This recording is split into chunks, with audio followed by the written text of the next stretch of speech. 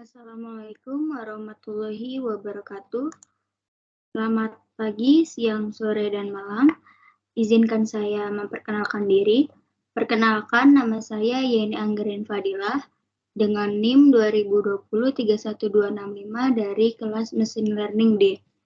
Di sini saya akan menjelaskan soal UTS minggu kemarin dengan dua topik. Yang pertama yaitu regresi linear dan yang kedua klasifikasi naive Bayes. Sebelum masuk ke codingannya, langkah baiknya kita mengetahui secara teori apa itu regresi linear. Jadi, regresi linear merupakan analisis yang dapat digunakan untuk memprediksi atau ramalan terhadap keadaan yang akan terjadi selanjutnya. Tujuan utama dari analisis regresi ini adalah untuk melihat hubungan sebab akibat yang terjadi antara variabel yang satu dengan variabel yang lainnya. Variabel penyebab dari regresi dikenal juga sebagai variabel X, variabel bebas, variabel explanatory, atau variabel independen. Sedangkan variabel yang terkena dampak dikenal sebagai variabel Y, variabel yang dipengaruhi, variabel dependen, atau variabel terikat.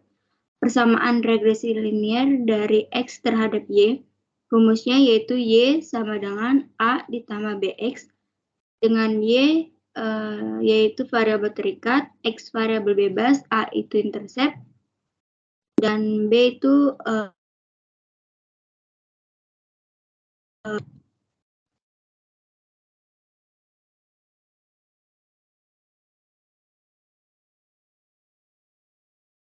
selanjutnya kita masuk ke codingannya.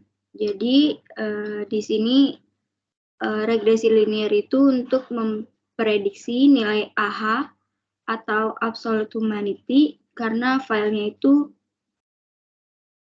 air quality-nya dari sini asal AH-nya, atau bisa disebut dengan kelembapan yang mutlak berdasarkan COGT atau konsentrasi karbon oksida dengan rata-rata per jam.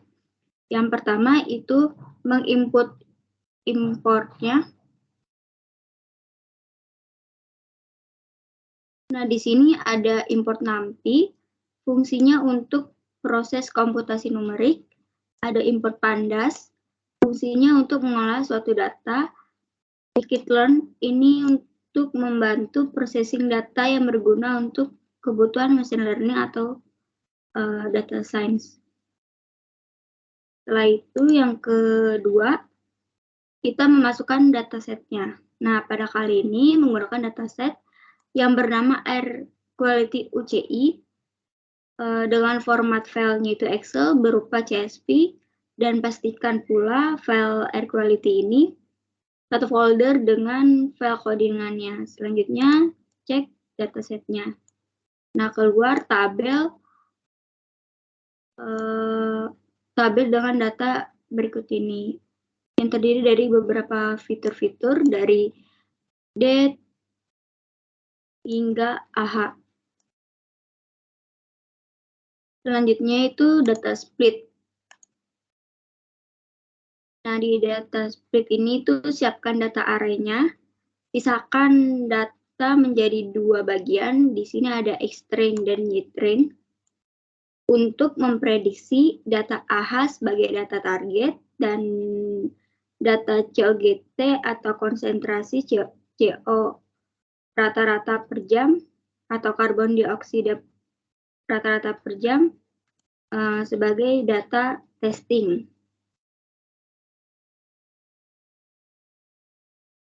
Nah, di sini tuh print itu untuk melihat isi COGT-nya atau sebagai data X-train.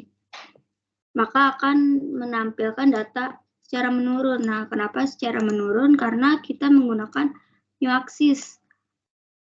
Aksis sendiri artinya itu menurun.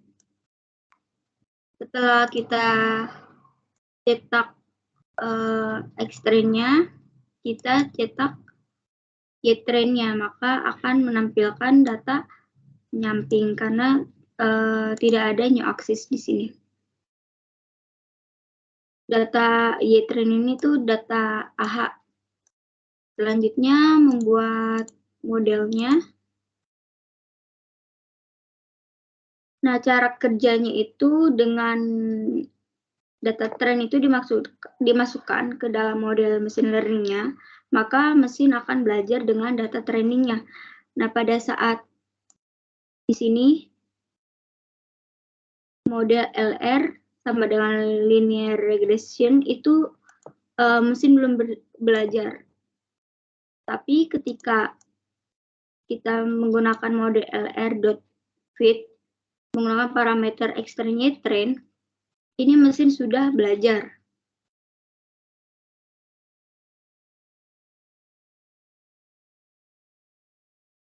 Nah, selanjutnya itu di line ke-7, karena rumus regresi linear itu Y sama dengan A plus BX, yang pertama kita cari B-nya. Seperti ini, maka didapatkan nilai B yaitu sekitar minus 0,02. Setelah kita mencari nilai B-nya, kita mencari nilai A atau intercept-nya. Didapatkan hasilnya minus 7,625. Selanjutnya kita testing. Nah, kan tadi rumus regresi linear itu Y sama dengan A plus BX. Setelah itu memasukkan nilai di sini. Jadi ini tuh nilainya bebas berapa aja. Di sini saya menggunakan nilai Y1 sebagai 0,9, Y2 itu 1670.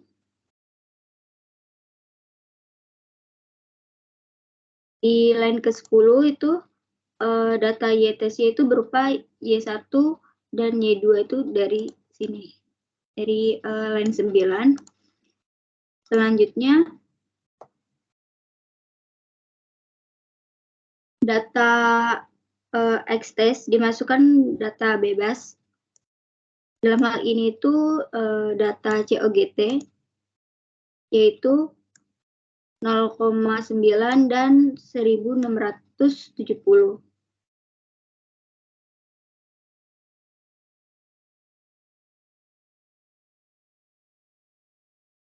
Selanjutnya itu membuat model prediksinya. Artinya di sini itu arti dari model LR.predict X-test ini dari data X-test yang tadi kita sudah ketahui memiliki fungsi untuk mengetahui prediksi dari data AHA. Selanjutnya kita cetak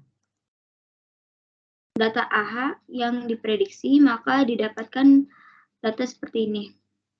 Ada minus 7,64 dan minus 46,09. Selanjutnya itu kita lakukan plotting. Nah, fungsi plotting ini untuk melihat garis regresinya.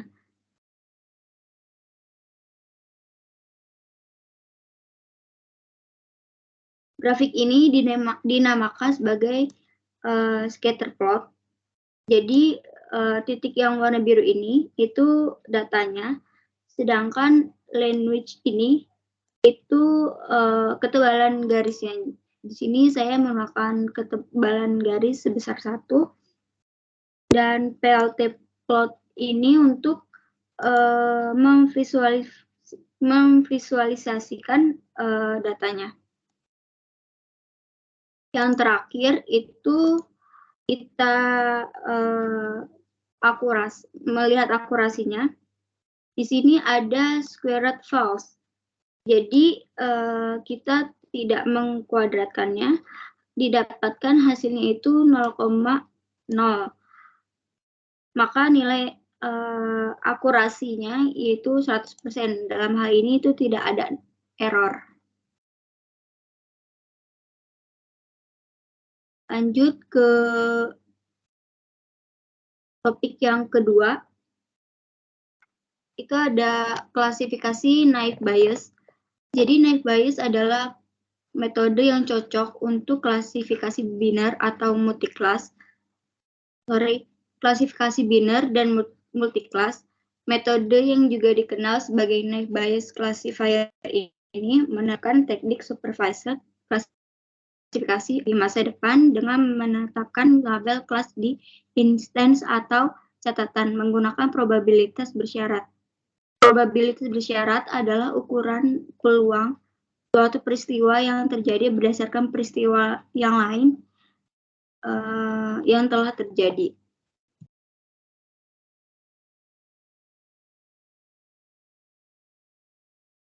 Kita masuk ke codingannya. Yang pertama itu kita importnya seperti biasa. Fungsi import ini untuk memuat dan membaca data. Di klasifikasi naive Bayes ini menggunakan import numpy. Fungsinya untuk proses komputasi numerik. Dan yang kedua itu import pandas untuk mengolah suatu data.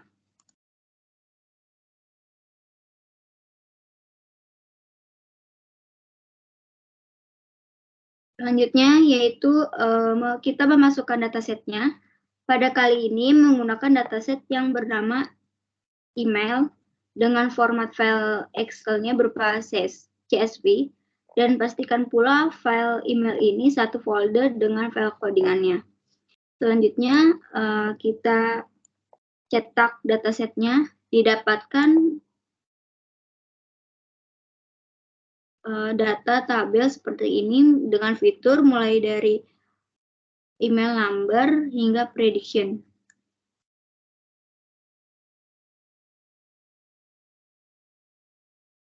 Selanjutnya di line 18 ini kita memisahkan kolom mana yang akan menjadi fitur dan kolom mana yang akan menjadi dependent variabelnya. Biasanya dependent dalam suatu tabel yang ada di paling kanan. Dependent variable ini bisa diartikan sebagai data testing.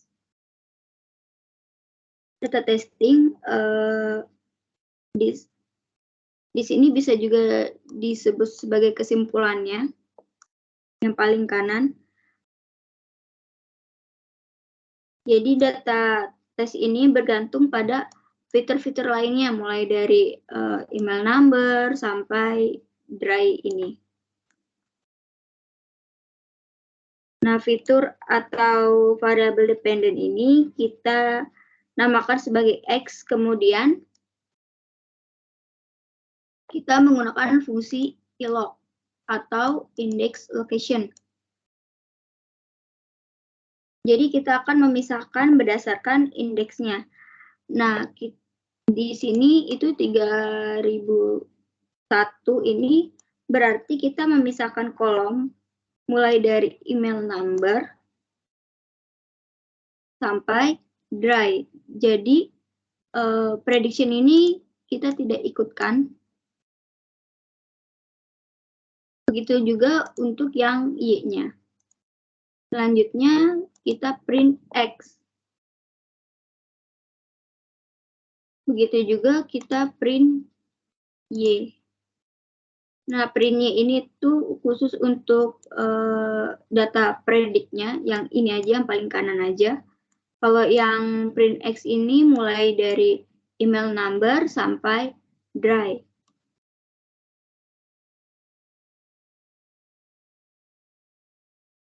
Selanjutnya kita mengecek apakah data yang ini tuh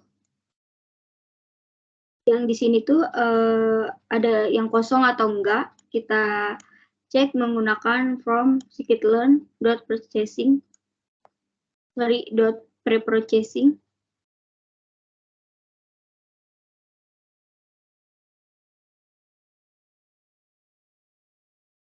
Selanjutnya untuk kita membuat objeknya dalam variabel LE. Kemudian memanggil label encodernya. Lalu kita eksekusikan, jadi email number ini kita ubah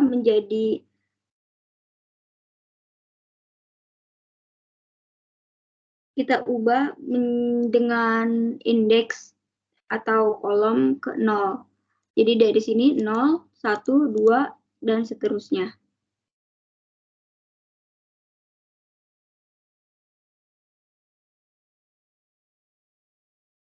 Selanjutnya kita cetak X-nya. Nah, di sini kan ada perbedaan. Sebelumnya ada email dan di sini tuh emailnya tuh udah nggak ada, maksudnya emailnya berganti menjadi data numerik karena kita menggunakan ini from scikit-learn.purchasing import dan ini di line ke-22. Selanjutnya kita melakukan split data. Dalam split data ini nanti kita akan membagi X dan Y-nya menjadi X-test dan Y-train. Begitu pula untuk Y-nya menjadi Y-test dan Y-train.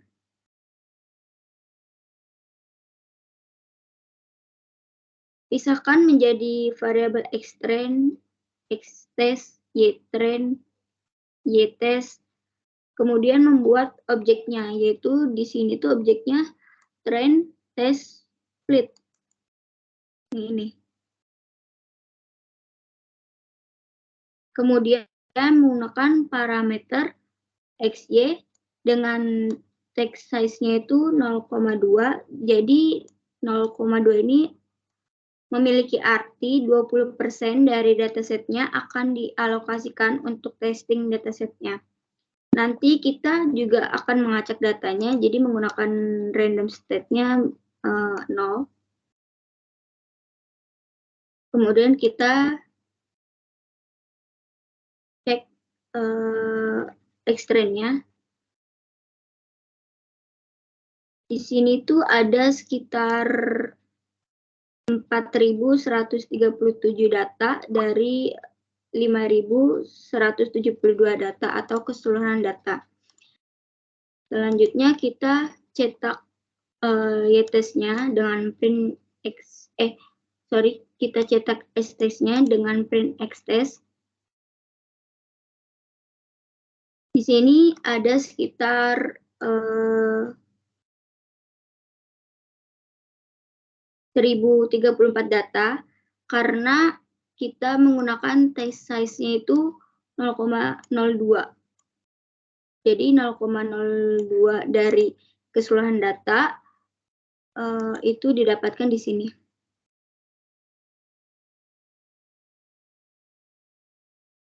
Selanjutnya kita membuat modelnya.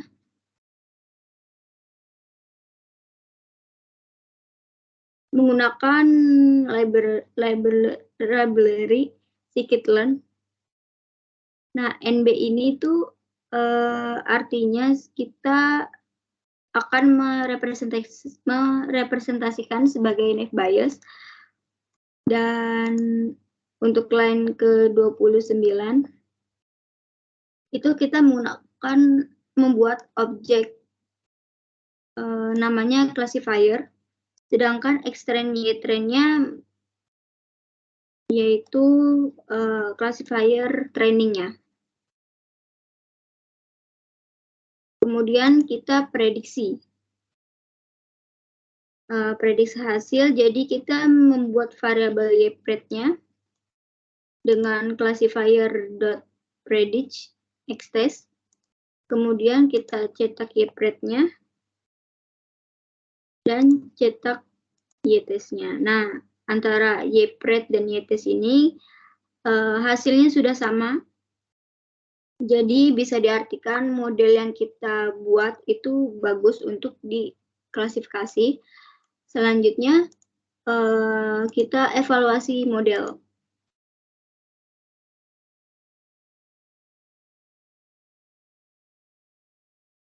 Akurasi yang didapat itu nilainya itu sekitar 0,97. Artinya data yang kita prediksi itu baik karena mendekati nilai 1. Jadi semakin mendekati nilai 1, semakin baik.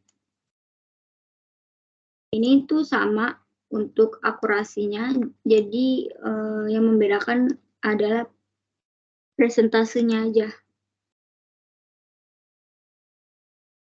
Nah, fungsi akurasi skor ini untuk membandingkan antara data yang sebenarnya dengan data yang kita prediksi, seberapa akurat datanya. Yang terakhir itu confusion matrix. Di sini akan menampilkan 0 dan 1, hanya menampilkan 0 dan 1, artinya itu iya atau tidak. Jadi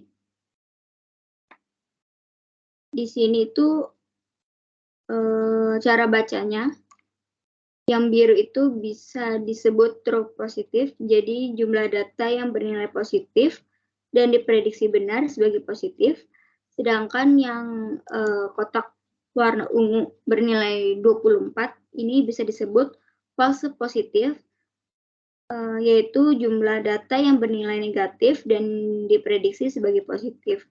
Yang ketiga di sini yang warna kuning itu namanya true negatif, artinya jumlah data yang bernilai negatif dan diprediksi benar sebagai positif.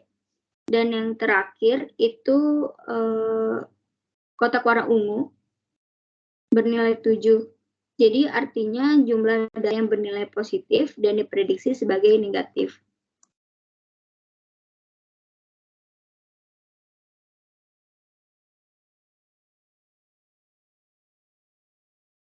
Baik, itu saja yang bisa saya sampaikan. Kurang lebihnya mohon maaf. Wassalamualaikum warahmatullahi wabarakatuh. Terima kasih.